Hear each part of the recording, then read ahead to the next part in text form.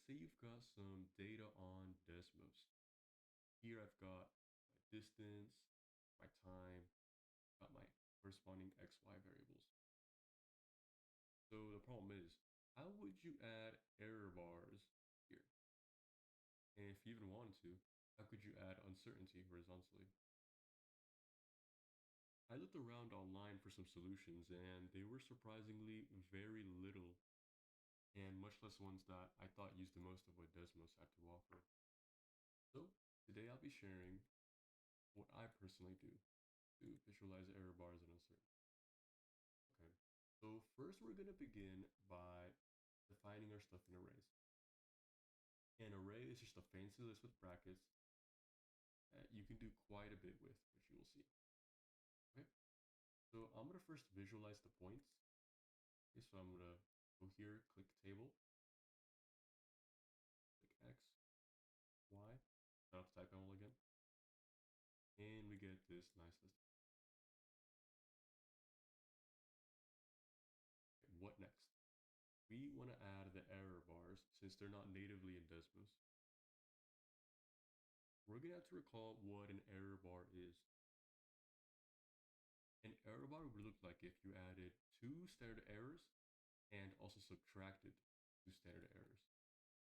Okay, so to get that, let's define S, let's just call that standard error basically. We're gonna need the standard deviation divided by the quantity rooted. So we're gonna take the standard deviation in Desmos language, which is STDEV. You even put a P if it's at variance. So I'm gonna take the standard deviation of the Y variables here.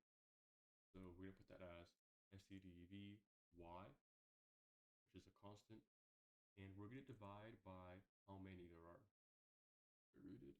So we're going to write that as count of Y, and we get this magic number. We're going to add that twice to each of these points and also subtract it. This is where the arrays come in, since they let us deal with many points at once. Okay. So let's do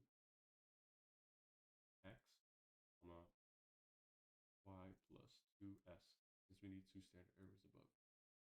Okay. We've gotten the first half. And again, don't worry, we can make this look much nicer. And we do the same thing, but we subtract. Let's clean it up a bit. I'm gonna make this blue, blue, and make them both x's. Okay, and the second question you might have is, how do we connect these? Well, I'm glad you asked, because we can use arrays yet again. Okay, so ideally we would want a bunch of x equals lines, like x equals 0, x equals 2, x equals 5. And we could do that with little x is equal to capital X, or whatever you name this variable. And then the second problem is here, how would you partition this line to be only from here to here? We can use domain and range restrictions. So this is my lower bound. That's equal to y equal to same thing, but with a plus sign.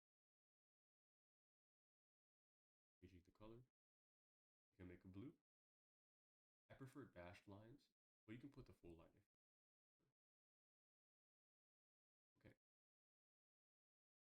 So we've got these nice error bars. I'm gonna put them into a folder so they don't get too messy. We start to add other error bars.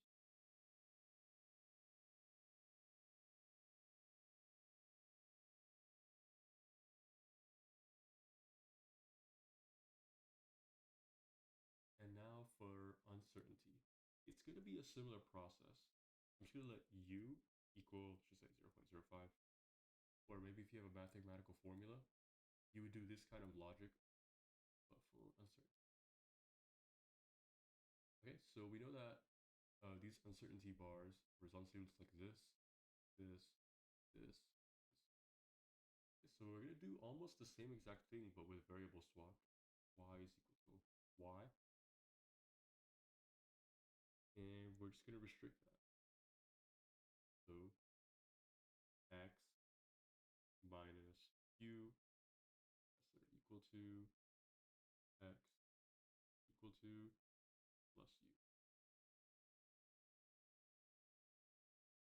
And we get little bars like that. If you want, you could use a slider for this, or you could just make. And to top it all off, I'm going to add the regression.